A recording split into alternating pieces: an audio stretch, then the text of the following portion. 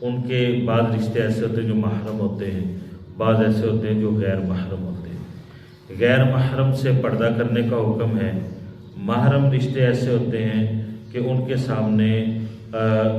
زینت کو ظاہر کیا جا سکتا ہے، لیکن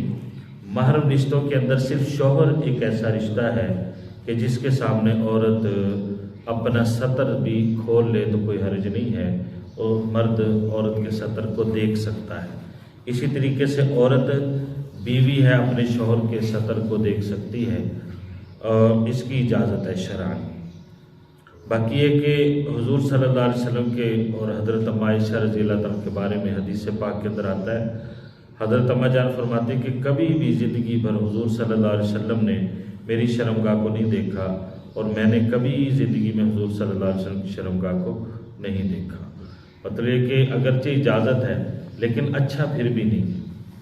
مناسب پھر بھی نہیں۔ تو حضور صلی اللہ علیہ وسلم تو اعلیٰ اخلاق والے تھے۔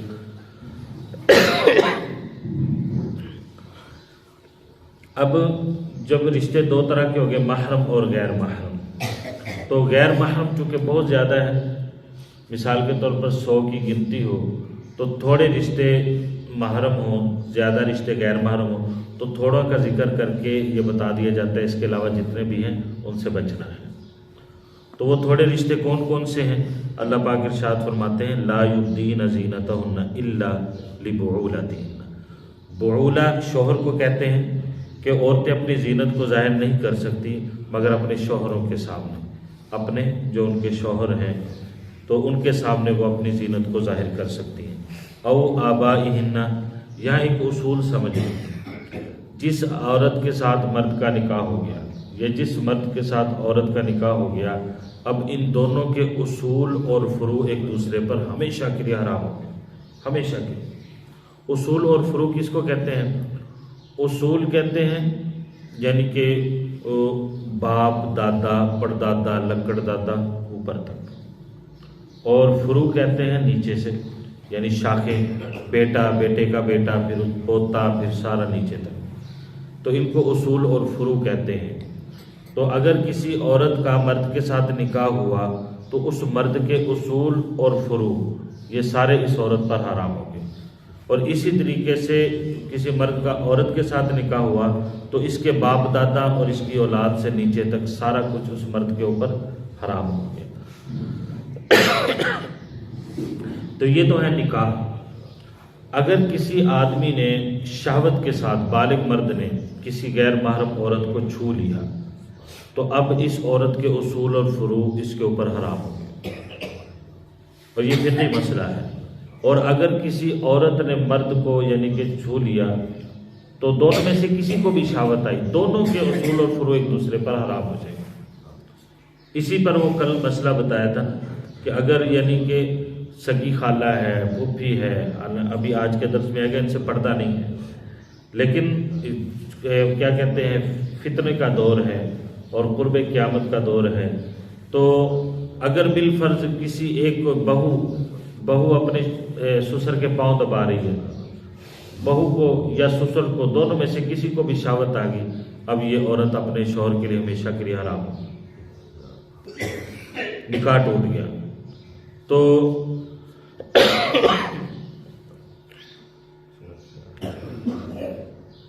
خالہ کے گلے لگ رہا تھا، خالہ کو شہوت آ گئی یا بھانجے کو شہوت آ گئی، تو اب اس خالہ کی بیٹیاں اس بچے پر ہمیشہ کے لیے حرام ہیں۔ پھوپھی کے گلے لگ رہا تھا، دونوں میں سے کسی ایک کو بھی یعنی کہ شہوت آ گئی اور ایک ہاتھ لگ گیا جسم پر، تو اب اس کی پھوپھی کی بیٹیاں اب ہمیشہ کے لیے اس کے لیے حرام ہیں۔ تو ان احتیاطوں کی بہت ضرورت ہے، ہمارے معاشرے کے اندر سے یہ احتیاطیں ختم ہوتی جا رہی ہیں۔ فرمایا کہ لا یبدین زینتہن الا لبعولتہن، اپنے شوہروں کے سامنے زینت کو ظاہر کر سکتی ہیں، او آبائہن، اپنے والدین کے، والدین تو والدین ہوتے ہیں، او آبائی بعولتہن، اپنے شوہر کے والدین کے سامنے بھی اپنی زینت کو ظاہر کر سکتی ہیں، کیونکہ وہ سسر ہے اور اس کے ساتھ ہمیشہ کے لیے اب نکاح حرام ہے، چاہے شوہر فوت بھی ہو جائے، ہمیشہ ابداً آباد کے لیے اب وہ سسر اس عورت کے لیے، اپنی بہو کے لیے حرام ہے۔ تو لہٰذا جب ایسا رشتہ ہے تو اب اس کے سامنے زینت کو ظاہر کرنے میں کوئی حرج نہیں۔ فرمایا کہ او ابنائہن، اپنے بیٹوں کے سامنے اپنی زینت کو ظاہر کر سکتی ہیں، او ابناء بعولتہن، اپنے شوہروں کو بیٹوں کے سامنے کر سکتی ہیں۔ اب دیکھیں شوہر کے بیٹے دو طرح کے ہیں، ایک تو یہ کہ ان دونوں میاں بیوی کی اولاد اکٹھی شادی کے بعد ہوئی ہے، تو جو اس کے بیٹے ہیں وہ اس کے شوہر کے بیٹے ہیں، لیکن اس کا ایک شوہر ایسا ہے جس کا نکاح اس کے ساتھ ہوا ہے لیکن اس کی پہلی بیوی سے بھی اولاد ہے، تو اس اولاد بھی یعنی چونکہ وہ اس کے ساتھ شادی ہونے کے بعد اس کے فروع سارے کے سارے اصول حرام ہو چکے ہیں، لہذا وہ جو دوسری بیوی سے اس کی اولاد ہے وہ بھی اس عورت کی محرم ہے اور اس کے سامنے بھی زینت کو ظاہر کیا جا سکتا ہے۔ اسی طریقے سے مرد ہے تو مرد کی شادی ہوئی کسی عورت کے ساتھ، اس عورت کی پہلے خاوند سے کوئی بیٹی ہے جس کو شریعت کے اندر ربیبہ کہتے ہیں، تو کسی کی شادی ہوئی عورت کے ساتھ، اس عورت کی پہلی شادی سے کوئی بیٹی ہے تو وہ عورت کے ساتھ ہی یعنی کہ آ گئی ہے۔ اب یہ جو دوسرا خاوند ہے اس کا اس بچی سے کوئی پردہ نہیں ہے اور وہ ہمیشہ کے لیے اس کی بیٹی ہی شمار ہوگی۔ اور اس کو ہمارے پاس اگلے دن ایک مسئلہ آیا تھا ہمارے صدیق آباد کے اندر، یہ قریبی ایک آدمی نے ایک عورت سے شادی کی، وہ عورت 1 سال 1.5 سال بعد فوت ہو گئی، تو بیوہ تھی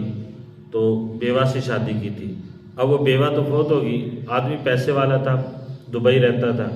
تو اس نے اپنی بیوی کی اس بیٹی سے جو پہلے شوہر سے تھی شادی کر لی، اور شادی کرنے کے بعد وہ پھرتا رہا۔ تو پھر یہ کہ وہاں قاری صاحب نے ان سے مسئلہ پوچھا، میں نے ان سے کہا بھی آپ مفتیان کرام سے رابطہ کریں، یہ جائز نہیں ہے، حرام ہے۔ تو جب انہوں نے مفتیان کرام سے پوچھا تو مفتیان کرام نے فرمایا کہ ربیبہ کے ساتھ نکاح نہیں ہو سکتا۔ ہاں ایک صورت ہے کہ کسی عورت کے ساتھ نکاح ہوا، بیوہ تھی، اس کی پہلے شوہر سے بیٹی تھی، اولاد تھی، تو اس عورت کے ساتھ صرف نکاح ہوا ہے لیکن آپس میں ملاقات نہیں ہوئی، ایک دوسرے کے ساتھ علیحدگی میں جمع نہیں ہوئے، اور اس سے پہلے آپس میں دوری ہو گئی ہے، یعنی نکاح ختم ہو گیا ہے، تو اب اس ربیبہ کے ساتھ نکاح ہو سکتا ہے۔ اگر تنہائی نہ ملی ہو دونوں میاں بیوی کو، صرف نکاح ہوا ہو، تو صرف نکاح سے وہ اپنا ربیبہ حرام نہیں ہوتی ہے جب تک کہ آپس میں ملاقات نہ ہو جائے۔ آگے فرمائے کہ اسی طریقے سے او بنی اخواتہن، اپنی بہنوں کی اولاد وہ بھی محرم ہے، جیسے بھانجے ہیں، ان کے سامنے بھی عورتیں زینت ظاہر کر سکتی ہیں۔ او نسائہن، اور اپنی عورتوں کے سامنے، اپنی عورتوں سے مراد یہ ہے کہ مسلمان عورتوں کے سامنے اپنی زینت کو ظاہر کر سکتے ہیں۔ اس سے امام شافعی رحمۃ اللہ علیہ ارشاد فرماتے ہیں کہ اپنی عورتوں سے مراد ایمان والی عورتیں ان کے سامنے زینت کو ظاہر کر سکتی ہیں، غیر مسلم عورتوں کے سامنے بھی اپنی زینت کو ظاہر نہ کریں، ان سے بھی پردہ کریں۔ بعض فقہاء اس پر بڑی سختی سے حکم لگاتے ہیں، وہ یہ کہتے ہیں، اسی آیت سے وہ استدلال کرتے ہیں کہ گھر کے اندر کوئی عیسائی عورت کام کرتی ہے یا کوئی دوسری غیر مسلم عورت ہندو ہے، کوئی بھی کام کرتی ہے، تو گھر کی عورتیں اس سے بھی ایسے پردہ کریں جیسے غیر مرد سے پردہ کرتی ہیں۔ آگے فرمایا کہ او ما ملکت ایمانہم، وہ جن کے دائیں ہاتھ ان کے مالک کو، یعنی اس زمانے میں غلاموں کا، لونڈیوں کا رواج تھا، تو غلاموں سے پردہ نہیں کریں گی اس طرح، یعنی لیکن امام حنیفہ رحمہ اللہ کہتے ہیں کہ باندیوں سے پردہ نہ کریں لیکن غلاموں سے عورتیں پردہ کریں، کیونکہ اصل مقصود تو بے حیائی کو ختم کرنا ہے، اور بے حیائی کو ختم کرنے کے لیے اختلاط کا ختم ہونا ضروری ہے۔ اختلاط ختم کرنے کے لیے یہ شریعت نے حکم لگایا۔ اب اس اختلاط کو ہی لے کر ہمارے اب اداروں میں دیکھ لیں، وہ ایجوکیشن جو شروع ہوئی ہے اس نے بہت زیادہ کام خراب کیا ہے، اس بے حیائی کو بہت زیادہ فروغ دیا ہے۔ تو اس کے لیے یعنی کہ باقاعدہ بڑی بہت بھاری فنڈنگ کی گئی، جس کے ذریعے سے حکومتیں مجبور ہوئیں اور کو ایجوکیشن شروع ہوئی۔ حالانکہ ہم میں سے بہت سارے ایسے لوگ ہوں گے جو ایسے اداروں میں پڑھاتے ہوں گے لیکن دل سے وہ بھی راضی نہیں ہوتے، ان کو بھی اس کے سارے نقصانات سامنے نظر آتے ہوتے ہیں، لیکن اب مجبوری ہوگی کہ کوئی بھی سرکاری ادارہ اب وہ ایجوکیشن سے خالی نہیں ہے۔ اور اس اختلاط کو ختم کرنے کے لیے تو یہ ساری اللہ پاک قیدیں لگا رہے ہیں کہ اختلاط ختم ہو. اختلاط ہی سے یعنی کہ زنا اور بے حیائی شروع ہوتی ہیں. ہلکی ہلکی بات ہوتی ہے، وہ بات بڑھتی بڑھتی مذاق تک چلی جاتی ہے، مذاق سے پھر آگے سارے کام چلتے ہیں. فرمایا کہ او التابعین غیر اولی الاربہ من الرجال، ایسے مرد جن کو جنسی خواہشات کی طرف میلان ہی نہیں ہے، یا تو وہ اب نارمل ہیں یعنی پاگل ہیں، یا پھر جیسے عام طور وہ پھر نہیں ہوتے دولے شاگی چوئے، ان کے یعنی کہ سر بہت چھوٹے کر دیے جاتے ہیں اوپر کوئی بڑا سا ڈال کے. تو ان لوگوں کو چونکہ ان چیزوں کی چاہت اور خواہش ان کو پتہ ہی نہیں ہوتا ان چیزوں کا، لہذا اگر ایسے یعنی کہ مرد گھر کے اندر ملازم ہیں تو اس کی شرعاً گنجائش ہے. لیکن کوشش کرنا چاہیے کہ یا تو عورتیں گھر کے اندر ملازم ہیں، کیونکہ عورتوں نے گھر میں عورتوں سے سارا کام، مرد تو سارا دن کام کاج پہ باہر ہوتے ہیں. تو اسی طریقے سے اگلی بات ارشاد فرمائی اب الطفل الذین لم یظہروا علی عورات النساء، ایسے بچوں کے سامنے بھی زینت ظاہر کرنے میں کوئی حرج نہیں ہے جو عورتوں کی پوشیدہ جگہوں سے واقف نہیں ہوئے. تو ایسے بچوں کے سامنے مثال 6 سال کا بچہ ہو، 7 سال کا بچہ ہو، ان کو عورتوں کی پوشیدہ جگہوں کا نہیں پتہ ہوتا، ان کی شہوانی جگہوں کا نہیں پتہ ہوتا، تو اس بنا پر ان کو گھر کے اندر کام پر رکھا جا سکتا ہے. یا ویسے پڑوسیوں کا اگر آ گیا ہے، محلے کا کوئی بچہ آ گیا ہے تو ان کے سامنے اگر زینت ظاہر ہو گئی ہے تو کوئی حرج نہیں ہے. لیکن تفسیر کے اندر لکھا ہوا تھا کہ امام اہل سنت نے کہ آج کل کے سوشل میڈیا نے بچوں کو بہت کچھ سمجھا دیا ہوا ہے، ہم بوڑھے لوگوں کو وہ باتیں نہیں پتہ جو ان بچوں کو پتہ ہے. تو لہٰذا اس کے اندر بھی تھوڑی احتیاط کی جائے. وَتُوبُوا إِلَى اللَّهِ جَمِيعًا أَيُّهَا الْمُؤْمِنُونَ،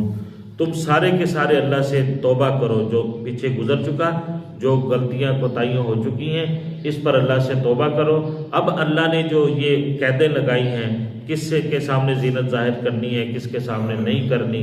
ان قیدوں کے ساتھ اپنی زندگی کو گزارو. لعلکم تفلحون، تاکہ تم کامیاب ہو جاؤ، تاکہ تم کامیاب ہو جاؤ. تو لہٰذا پھپھی سے پردہ نہیں ہے، خالہ سے پردہ نہیں ہے، اور اپنے والد کی دوسری بیوی سے پردہ نہیں ہے، اور اپنی والدہ کے دوسرے شوہر سے پردہ نہیں ہے، سسر سے پردہ نہیں ہے، باپ سے پردہ نہیں ہے، ماں سے پردہ نہیں ہے. تو اس کے علاوہ یعنی کہ ایسے لوگ جو اب نارمل ہوتے ہیں ان سے بھی، ان کے سامنے بھی اگر زینت کھل جائے تو گنجائش ہے. اور اسی طریقے سے کیا کہتے ہیں وہ چھوٹے بچے جن کو یعنی کہ عورتوں کی پوشیدہ جگہوں کا علم نہیں ہوتا، جنسی جگہوں کا پتہ نہیں ہوتا، تو ان بچوں کے سامنے بھی زینت ظاہر ہو جائے تو کوئی حرج نہیں. اس کے علاوہ ہر ایک سے پردہ ہے. عورت کا مرد اور عورت کے سطر میں فرق ہے. مرد کا سطر ہوتا ہے ناف سے شروع ہوتا ہے گھٹنوں سمیت، یہ حنفی مسلک کے مطابق، اور اس کے اندر شافعی کا تھوڑا سا اختلاف ہے. امام اعظم ابو حنیفہ رحمہ اللہ کے نزدیک اگر گھٹنے ننگے ہو جائیں تو ایسے یہ جیسے شرمگاہ ننگی ہوگی. تو یہ جو چھوٹی چھوٹی چڈیاں پہن کے جو ہاکی کھیلتے ہیں، فٹ بال کھیلتے ہیں، تو ان کے پٹ سارے نظر آ رہے ہوتے ہیں، یہ گناہ کبیرہ ہے، یہ گناہ کبیرہ ہے،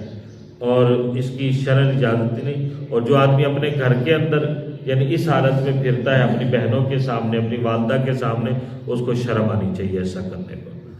تو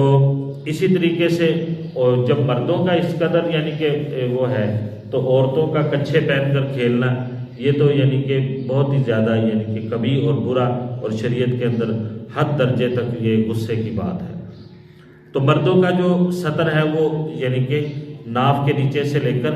گھٹنوں سمیت ہے، یہ حنفی مسلک کے مطابق. لہٰذا اس کے علاوہ اگر کسی مرد نے اتنی جگہ ڈھکی ہوئی ہے، اس کی چھاتی پر، اس کے کندھوں پر، اس کے پنڈلیوں کے اوپر اگر کسی دوسرے مرد کی نظر پڑ گئی ہے تو کوئی حرج نہیں.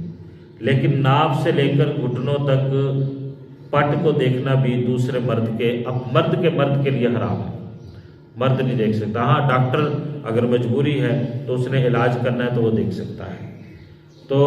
مرد کے ننگیز کو نہیں دیکھ سکتا، جائز نہیں ہے. اسی طریقے سے عورت کے ننگیز کو نہیں دیکھ سکتی. عورت کے ننگیز دو طرح کے، عورت کا سطر دو طرح کا ہے، ایک مردوں کے لیے اور دوسرا عورتوں کے لیے. عورت کا سطر عورت کے لیے تو ایسا ہی ہے جیسے مرد کا ہے ناف سے لے کر گھٹنوں تک، اور لیکن عورت کا ننگیز اور سطر مرد کے لیے وہ پورا جسم ہے۔ عورت کیونکہ عورت کا نام عورت ہے، اس کا پورا جسم ہی عورت ہے، لہذا دوسرے مرد کے لیے، غیر مرد کے لیے عورت کا پورا جسم یہ کھولنا جائز نہیں ہے۔ ہاں فقہا نے کہا ہے کہ یہ چہرہ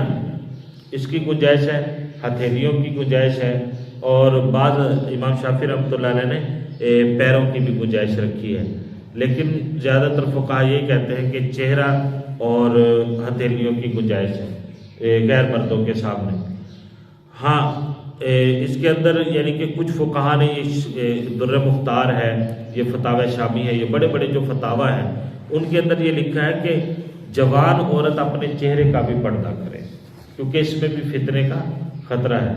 تو جوان عورت نقاب کرے، اس کا اپنے چہرے کا بھی پردہ کرے، اور باقی گنجائش ہے کہ وہ حجاب اتنا یعنی پہن لے، اتنا حجاب کہ اس کی تھوڑی کے اوپر سے ہو، اور یہ سر کا بال نظر نہیں آنا چاہیے غیر محرم کو، سر کا بال عورت کا غیر محرم کو نظر نہیں آنا چاہیے۔ اب یہاں پر یہ سمجھ لیں کہ عورت کا بغیر دوپٹے کے گھر سے باہر نکلنا یہ بہت بڑا گناہ کبیرہ ہے، اور اس کے اوپر گھر کے اندر بھی اگر وہ دوپٹے کے بغیر ہے تو اس پر اللہ کی لعنت اترتی ہے۔ اور یاد رکھیں کہ یہ جو جنات وغیرہ ہیں یہ عورت کے کھلے بالوں کے عاشق ہوتے ہیں، اور گھروں کے اندر عام طور پر عورتوں کو معاملات ہوتے ہیں نہا کے بالوں کو کھلا چھوڑ کر چھت کے اوپر بیٹھنا یا صحن کے اندر بیٹھنا، یہ یعنی کہ اپنے آپ کو جنات کے حوالے کرنے والی بات ہے، ان کو ان چیزوں سے یعنی کہ لگاؤ ہوتا ہے۔ گھر کے اندر بھی عورت اپنے سر کے اوپر دوپٹہ ڈال کے رکھے، اور باہر نکلنے کے لیے تو اور زیادہ اس کو احتیاط کرنی چاہیے۔ اب عورتوں کا یعنی کہ باہر ضروریات کے لیے نکلنا، اگر کوئی محرم نہیں ہے تو عورت نکل سکتی ہے، جا سکتی ہے، پردے کے اندر اپنے ضروری کام کر سکتی ہے، لیکن اگر اس کا شوہر موجود ہے، اس کا محرم بیٹا جوان موجود ہے، اس کا والد موجود ہے، تو اس کو چاہیے کہ پھر وہ اپنی ضروریات انہی سے پوری کروائے، حد درجہ تک وہ اپنے گھر کے اندر رہے۔ آگے آئے گا اللہ رب العزت نے سب سے پہلے نبی کی بیویوں کو کہا کہ تم اپنے گھر کے اندر رہو اور اپنی زینت کو ضائع نہ کرو، لا تبرجن تبرج الجاہلیہ، جاہل عورتوں کی طرح اپنے آپ کو ظاہر نہ کرتی پھرو۔ اللہ پاک نے بڑی یعنی سخت الفاظ کے ساتھ نبی کی بیوی جو پوری امت کی مائیں ہیں، اور ماں کے ساتھ پردہ نہیں ہوتا، اسی وجہ سے حضور صلی اللہ علیہ وسلم کے دنیا سے وصال فرما جانے کے بعد حضور کی کسی بیوی کا دوسرا نکاح نہیں ہوا، حضور کے بعد کوئی نکاح، اس لیے کہ وہ امت کی مائیں ہیں۔ اس کے باوجود یعنی اللہ پاک سختی سے ان کو حکم دے رہے ہیں کہ آپ گھر کے اندر رہیں اور جاہل عورتوں کی طرح اپنی زینت کو ظاہر نہ کرتی پھریں۔ تو اب آپ اندازہ لگائیں کہ میری اور آپ کی بیٹیوں کو، بہنوں کو، ماؤں کو، بیویوں کو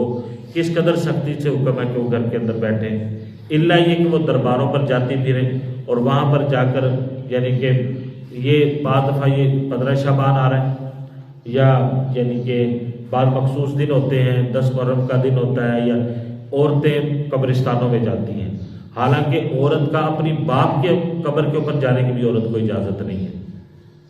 عورت جب قبرستان پر جانے، اور اس پہ کسی مسلک کا اختلاف نہیں ہے، اعلیٰ حضرت احمد رضا خان بریلوی صاحب رحمۃ اللہ علیہ انہوں نے اپنی یعنی کہ اس کے اندر فتاوی رضویہ کے اندر لکھا ہے، اور میرے پاس پڑھی ہے ملفوظات اعلیٰ حضرت، اس کے اندر بھی حضرت نے یہ لکھا ہے، علماء دیوبند کا بھی یہی فتویٰ ہے، علماء اہل حدیث کا بھی یہی فتویٰ ہے، عورت کا قبرستان کے اندر جانا حرام ہے۔ جب عورت، اعلیٰ حضرت لکھتے ہیں، اور ان سے کسی نے پوچھا، سوال پوچھا کہ حضرت عورت کا قبر پر جانا کیسا ہے؟ فرمایا کہ عورت یہ پوچھو کیسا ہے، یہ پوچھو کہ کتنی لعنت برستی ہے۔ جیسے ہی عورت قبر پر جانے کے لیے گھر سے نکلتی ہے، اللہ کی اور اس کے فرشتوں کی لعنت اس پر برسنا شروع ہوتی ہے، یہاں تک کہ وہ گھر کے اندر واپسی قدم رکھے، وہ چاہے کسی ولی کی قبر پہ جائے، چاہے والد کی قبر پہ جائے، یا کسی اور رشتہ دار کی قبر کے اوپر جائے، سوائے نبی کی قبر کے عورت کو کسی اور قبر کی زیارت کی اجازت نہیں، اور یہ حرام ہے، اور کسی مسلک کا اس کے اندر اختلاف نہیں۔ لیکن ہم دیکھتے 10 محرم کا دن ایسے چھکا چھک قبرستان چمک رہے ہوتے ہیں، اور عورتیں مختلف قسم کی زیب و زینتوں کو اختیار کر کے وہاں قبروں کو لیپ رہی ہوتی ہیں، اور باقاعدہ اس کو تہوار بنا دیا گیا۔ اور یہ سب میری آپ کی بہنیں ہوتی ہیں، کو باہر سے تھوڑی آتی ہیں، ہمارے گھر کی عورتیں ہماری بہنیں ہوتی ہیں، ہماری مائیں ہوتی ہیں، ہماری بیٹیاں ہوتی ہیں، کوئی باہر سے نہیں آتی ہیں۔ تو ان سارے مسئلوں کو سننے کے باوجود ہم میں سے کسی میں اتنی جرت نہیں ہے کہ وہ اپنے گھر والوں کو روک لے کہ بھی یہ غلط ہے، یا کوئی جا رہا ہو اس کو کہہ دو بھائی یہ سنت کے خلاف ہے، اللہ اور اس کے رسول نے اس سے منع کیا ہے۔ مرد کو حکم ہے کہ تم قبرستان جاؤ اور جا کر وہاں پر ان کے حالات دیکھو، تمہیں آخرت کی یاد تازہ رہے گی۔ مرد کو حکم ہے کہ قبر کی زیارت کے لیے جا سکتا ہے۔ تو اس لیے یہ وہ مسائل ہیں جو اللہ پاک نے، اب یہ دیکھیں یہ صورت اپنی بیٹیوں کو پڑھانی چاہیے، اس کے اندر احکامات ہیں۔ سورہ نور اور سورہ نساء یہ اور ایک دو صورتیں ہیں، یہ بیٹیوں کو پڑھائیں، یہ آپ کی یعنی یہ ذمہ داری ہے۔ کل قیامت کے دن پوچھ ہوگی اس کے بارے میں کہ بچیوں کو کتنی شریعت سکھائی تھی، بیٹیوں کو کتنی شریعت سکھائی تھی، ان کو کتنے مسائل سمجھائے تھے۔ مسائل سکھانا، سمجھانا، تربیت کرنا ہمارے ذمہ ہے۔ اگر وہ ہمارے اختیار سے نکلنے کے بعد اس پر عمل نہیں کرتی تو ہم سبق دوش ہیں اللہ کی بارگاہ کے اندر۔ ہم کہہ سکتے ہیں کہ اللہ ہم نے اپنی بیٹیوں کو ساری تعلیمات دی تھی، لیکن ماحول معاشرے نے آگے اگلے گھر جا کر ان کو تبدیل کر دیا، تو وہ پھر شوہر کی ذمہ داری ہے، وہ آپ کی نہیں۔ والدین کی ذمہ داری جب تک ان کے پاس بیٹیاں ہیں ان کی تربیت کریں، جب وہ اگلے گھر چلی گئی پھر شوہر کی ذمہ داری بنی۔ ایک عورت ایسے 4 مردوں کو جہنم کے اندر لے کر جائے گی جن پر جنت واجب ہو چکی ہوگی، جنت ان پر واجب ہو چکی ہوگی، بیٹا، باپ، بھائی اور شوہر، یہ 4 محرم رشتے ہیں۔ وہ کہے گی کہ میں سارا دن ان کے گھر کے کام کرتی، ان کے کپڑے دھوتی، ان کے کپڑے استری کرتی، ان کے کھانے پکاتی، ان کی اولادوں کو سنبھالتی تھی، یہ خود بڑے دیندار بنے پھرتے رہتے تھے باہر، لیکن ہمیں انہوں نے کبھی بھی دین نہیں سکھایا، نہ دین سکھانے کے ہمارے لیے کوئی اسباب انہوں نے پیدا کیے کہ چلو ہماری عورتوں تک کس طریقے سے دین پہنچ جائے، ایسے اسباب بھی اختیار نہیں کیے انہوں نے۔ تو بڑے بڑے میں نے دیندار دیکھے ہیں، تہجد گزار ہوتے ہیں، لیکن ان کے گھروں کے اندر دین داخل نہیں ہوتا، خود تو وہ دین کے اندر داخل ہو جاتے ہیں لیکن دین ان کے گھروں کے اندر داخل نہیں ہوتا۔ تو وہی اگر سمجھتے ہیں کہ اگر وہ اپنی ذمہ داری پوری کر رہے ہیں تو ایسے ان کی تہجد ان کو قیامت کے دن بھی چھڑا سکے گی۔ اس لیے حدیث پاک کے اندر حضور نے کیا فرمایا کہ کلکم مسئول عن رعیتہ، تم سے تمہاری رعیت کے بارے میں پوچھا جائے گا۔ رعیت کون ہے؟ جس طرح بادشاہ کی رعیت ہم سب ہیں اور ہماری بھی رعیت ہے۔ میں اگر شوہر ہوں تو میری بیوی، میرے بچے میری رعیت ہیں، میرے دست نگر جتنے بھی لوگ ہیں، میرے نیچے کام کرنے والے جن پر میرا آرڈر چل سکتا ہے، وہ سب میری رعیت ہیں، اور ان کے بارے میں کل قیامت کے دن اللہ مجھ سے پوچھیں گے کہ ان کی دینداری کا کتنا تم نے خیال کیا۔ یہ بالخاص طور پر میں اپنے بٹھائی کرام والے دوستوں سے کہتا ہوں، تمہاری عورتوں کے اندر دین نہیں ہے، اور تم تو آگے مسجد کے اندر درس قرآن سنا، درس حدیث سنا، جمعے کا بیان سنا، مختلف موقعوں کے اوپر تم علماء کرام کو دیکھتے ہو، ان کی بیانات سنتے ہو، لیکن تمہاری عورتیں کیا کرتی ہیں؟ ان کو دین کون سکھائے گا؟ تم خود جا کر ان کو بتاتے نہیں ہو، ان کے لیے کوئی ایسے اسباب یا ایسا ماحول تم نے کریٹ نہیں کیا کہ جس سے ان تک دین پہنچے۔ قیامت کے دن تم سے اس کی پوچھ ہوگی۔ اللہ پاک ہمیں اس بات کی سمجھ نصیب فرمائے۔